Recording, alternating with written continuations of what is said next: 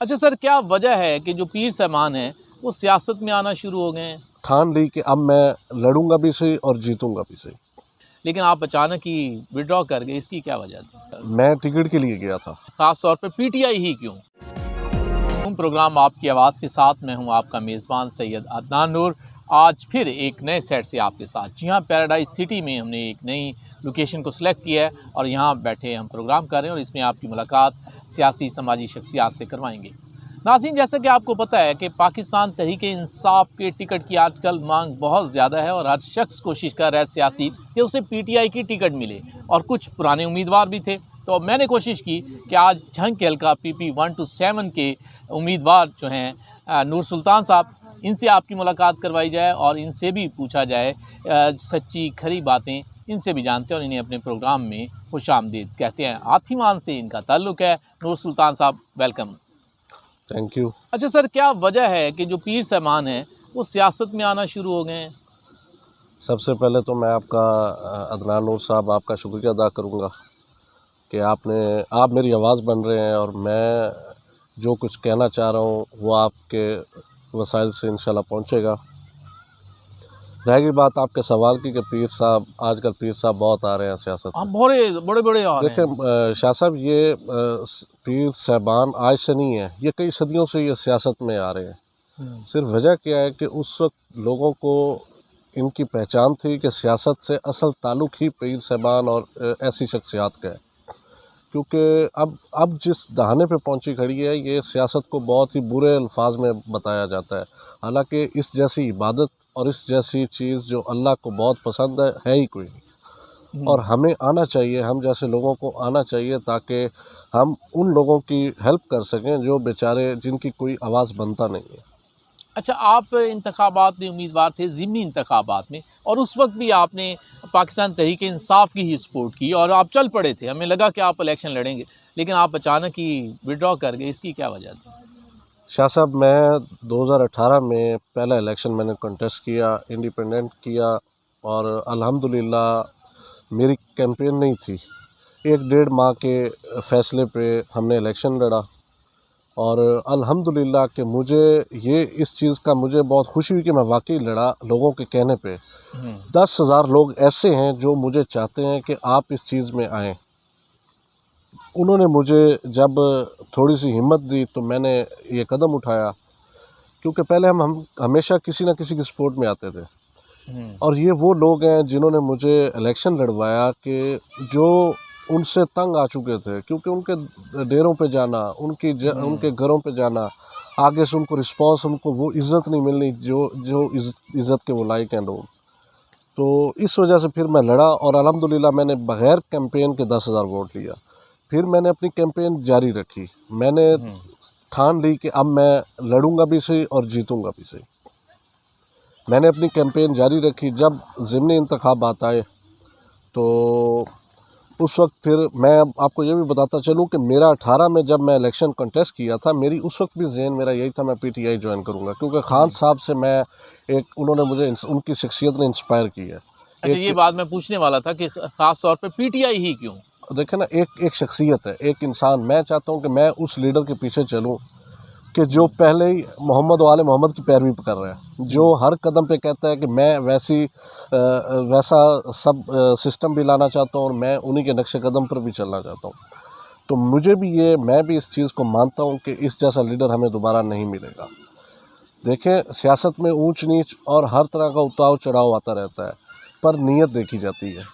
जो इंसान अपनी इतनी बड़ी एक सेलिब्रिटी है, उसकी एक शख्सियत है, वो सब कुछ छोड़ के धक्के खा रहा है, तो वो लोगों के लिए खा रहा है। यानी आपका पीटीआई ज्वाइन करने का जो मकसद था वो ये भी था कि खान साहब से भी आप ज़ाती तौर पर मुतासिर थे, यंग थे, आपने सोचा कि पीटीआई को ज्वाइन किया जाए। बिल्कुल। अच्छा, फिर आप पीटीआई की टिकट से विड्रॉ कर गए। अचानक पता चला कि नूर सुल्तान साहब जो है ना वो इलेक्शन नहीं लड़ रहे, तो इसकी क्या वजह? मैं टिकट के लिए गया था, मैं खान साहब के पास मैं टिकट के लिए गया था।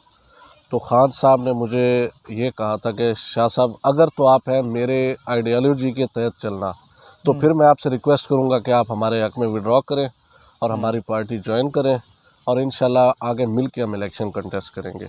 मैंने कहा खान साहब, मैं अपनी कोई ज़ाती मफाद के लिए नहीं आया, मैं उन्हीं लोगों के लिए हूँ जिन लोगों के लिए आप लड़ रहे हैं। अगर आपने फैसला कर लिया है तो मैं आपको उसमें बिल्कुल भी मैं और दूसरी बात नहीं है कि मैं करूँ। आपके फैसले की मैं इज़्ज़त करूँगा और इसी पे मैं विड्रॉ करता हूँ और ये भी आपसे वादा करता हूँ, ये सीट आप जीतेंगे भी सही, जिस सीट पे हम विड्रॉ कर रहे हैं। हमारी दुआ भी है और दवा भी है, मैं आपका इलेक्शन लड़ूंगा। अच्छा, सियासत में आके लोग अक्सर मुख्तलिफ इल्ज़ामात लगने शुरू हो जाते हैं। सियासत ऐसा चीज़ है कि जिसमें बंदा खुद से काफ़ी ऐसे लोगों को अपने मुखालिफ पैदा कर लेता है कि पता ही नहीं चलता कि वो आपको जनाब आपने कुछ किया है ना किया, वो एक प्रोपेगेंडा चल रहा होता है। तो उसमें आप जैसी शख्सियत जो बड़ी नर्म मिजाज लग रही हैं और पीर साहब हैं, और तो ये कैसे आप इसे मैनेज करेंगे? इसमें तो इल्ज़ामात की बौछार हो जाएगी आपकी, और ख़ास तौर पर फिर पीटीआई में आप। देखिए शाह साहब, इल्ज़ामों से तो अनबिया भी नहीं महफूज रहे, ठीक है, पाक हस्तियाँ नहीं महफूज रही, हम तो वो एक छोटे से गुनहगार से लोग हैं। तो मैं समझता हूँ कि अगर आप ख़ुद साफ़ हैं, अगर आपकी नीयत साफ़ है तो अल्लाह पे यकीन रख के इन चीज़ों पे तवज्जो ना दें कि कौन क्या कहता है, कौन क्या नहीं कहता। आप सिर्फ़ एक चीज़ पे तवज्जो दें कि अल्लाह की ज़ात आपसे राज़ी हो, और मेरा यही मिशन है कि मैं अल्लाह की ज़ात को राज़ी रखना चाहता हूँ, मुझे और किसी चीज़। अच्छा, आप PP 127 127 से पहले सपोर्ट करते थे मुख्तलिफ लोगों को, ख़ास तौर पे आपने किस हल्के को सपोर्ट की? जो वहाँ उम्मीदवार थे, असलम भरवाना साहब होते थे, नवाज़ भरवाना साहब के साथ आपने ज़िमनी इंतखाबात में उन्हें सपोर्ट किया, और खुर्रम खान साहब भी आपके ही इलाके थे। तो आपकी ऐसे सियासी वाबस्तगी इससे पहले किसके साथ? शाह साहब, हमारा अल्हम्दुलिल्लाह वैसे तो हर हल्का में मुरीदैन का वोट है। तो रहेगी बात PP 127 की, तो इसमें हमने हमेशा खुर्रम खान को सपोर्ट किया है, क्योंकि हमारे उनसे फैमिली टर्म्स भी हैं। हम पड़ोसी भी हैं एक दूसरे के। हमारा शुरू से आज से नहीं, कई सालों से, कई 100 सालों से इनके ख़ानदान और हमारे ख़ानदान का एक ताल्लुक़ है। तो इस अकीदत वजह का से भी ताल्लुक़ है, मोहब्बत का सब ताल्लुक़ है, कुछ है। हमसाये का ताल्लुक़ है। लेकिन अब कैसा लग रहा है कि मसलन अब अगर आप इलेक्शन में आते हैं आगे, तो खुर्रम खान साहब तो नहीं बैठेंगे, वो इलेक्शन तो लड़ेंगे आपके खिलाफ। ये कैसा ताल्लुक़? शाह साहब देखें, जब आप एक इंसान पे उम्मीद रखते हैं ना, और फिर वो उम्मीद टूटती है, तो फिर आपको वो जोड़ नहीं सकता। खान साहब के साथ हम हमेशा चले हैं। सिर्फ़ एक उन पे हमारी नाराज़गी जो हमेशा रहेगी वो ये रहेगी कि जो गरीब था ना, उन्होंने गरीब की आवाज़ नहीं सुनी। उन्होंने उस तरफ तवज्जो दी है जो एक तो मुखालिफ कैंडिडेट का है, उसके बाद जो कभी अच्छा कर भी नहीं सकता और जिसकी पहले भी अप्रोच काफ़ी है।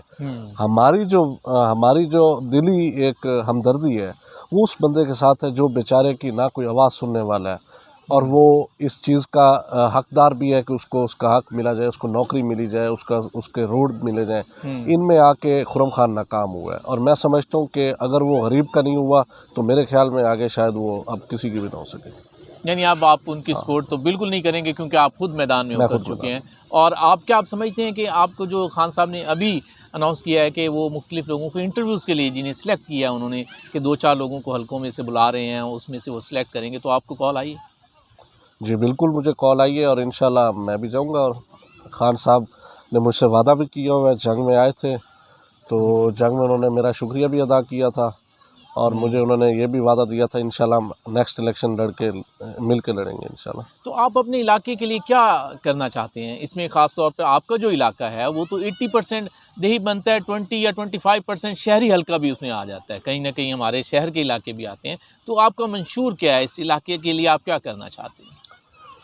शाह साहब देखें, मेरी नज़र में, मैं अपनी बात करूं तो देहात के लोग और शहर के लोगों में फ़र्क नहीं है, पर हमारे इधर एक ऐसा एक कॉन्सेप्ट बन चुका है कि जो कहते हैं देहाती और शहरी में फ़र्क बना देते हैं। मैं ये चाहता हूँ कि हमारे देहाती लोगों में और शहरियों में कोई फ़र्क ना डाले। और मैं सबसे पहले तो मैंने काफ़ी उधर देखा है, हमारे रोड्स ख़राब है, हमारी तालीम का सिस्टम नहीं ठीक, हमारा सीवरेज का सिस्टम नहीं ठीक, हमारा उधर बच्चों के कोई मुस्तकबिल के लिए कोई ऐसी चीज़ ही नहीं है कि जिस पे हम तवज्जो उधर किसी ने दी हो। मैं उन हर चीज़ पे तवज्जो देना चाहता हूँ। मैं बच्चों के मुस्तकबिल पे तवज्जो देना चाहता हूँ। मैं उस इलाके को शहर की तरह मैं देखना चाहता हूँ, और मैं ये सुनना चाहता हूँ कि यार शहर के लोग और देहात के लोगों में फ़र्क नहीं है। हमारे शहर में आपको किस चीज़ की कमी लगती है? जंग की बात की जाए, क्योंकि आपने जब आप इलेक्शन लड़ते हैं, कामयाब होते हैं, आप असम्बली में पहुंचते हैं, तो आपको अपने ज़िले की आवाज़ भी बनना पड़ता है। तो आप अपने ज़िले की अगर आपसे आवाज़ बुलंद करवाई जाए तो आप क्या मांगेंगे? देखें जी, काफ़ी आवाज़ें चल रही हैं डिवीज़न बनाओ, तो मैं समझता हूँ कि हमें सिर्फ आवाज़ बुलंद नहीं करनी चाहिए, हमें कुछ करना भी चाहिए। अगर हमने आवाज़ उठाई है तो अगर हम जब तक इसको डिवीज़न ना बना लें हमें चैन से बैठना नहीं चाहिए, हमें डिवीज़न बनवाना चाहिए। ये मुश्किल नहीं है अगर हम खुद ठीक हों तो हमें मिलकर एक ऐसा एक इक़दाम उठाना चाहिए, मिल के इसमें सियासी इख्तलाफात छोड़ के हम सबको इकट्ठा हो के और इसमें आके तो हमें इसको। अगर मैं आपसे पूछूं कि झंग की मौजूदा सूरत हाल का ज़िम्मेदार कौन है, झंग के सियासतदान हैं, झंग की आवाम है, झंग के जो ब्यूरोक्रेट्स आते रहे हैं वो हैं, तो आपकी नज़र में कौन है? मेरी नज़र में सियासतदान सभी हैं, पर इख्तलाफ आपस में है, उस इख्तलाफ की चक्की में आवाम पिस रही है, वरना सियासत तो सबको ही आ रही है। सारे इसका मतलब ये है कि आप ये कह रहे हैं कि झंग को मौजूदा सूरत हाल जो ये पसमानदगी की वाली है, इसमें हमारे सियासतदान जो रहे हैं वो सब जिम्मेदार हैं। सब जिम्मेदार, कोई एक नहीं कहा जा सकता, ये सब मिल के कहा जा सकता है। अच्छा, आपने एक बात की कि आप झंग को डिवीज़न के हवाले से भी एक मुतालबा रखते हैं, और ये यकीनन अच्छा मुतालबा है कि झंग के बहुत से लोगों की ख्वाहिश है। अगर पीटीआई आपको टिकट नहीं देती तो फिर आप क्या करेंगे? शाह साहब, मैं पार्टी के साथ हूँ और मैं वो हूँ कि जिसको अपनी लालच नहीं है, इस जंग की लालच है कि जंग के लोगों की लालच है कि उनका मुस्तकबिल अच्छा हो। पहली बात तो यह है कि खान साहब ने एक ये तहरीक बनाई थी, तहरीक इंसाफ, तो मैं समझता हूँ कि अगर इंसाफ पे ये मबनी है तो ये खान साहब इंसाफ करेंगे, और मुझे उन पर पूरी उम्मीद है कि वो इंसाफ करेंगे और मेरिट करेंगे, और मेरिट में अल्हम्दुलिल्लाह मैं पूरा उतरूँगा। जी नाज़रीन, आज हमारे साथ नौजवान उम्मीदवार नूर सुल्तान साहब हैं और झंग के हल्का PP 127 से ये उम्मीदवार हैं और पाकिस्तान तहरीक इंसाफ की टिकट के ख्वाहिशमंद हैं। यहाँ लेते हैं एक ब्रेक, और ब्रेक के बाद फिर वापस आएंगे प्रोग्राम आपकी आवाज़।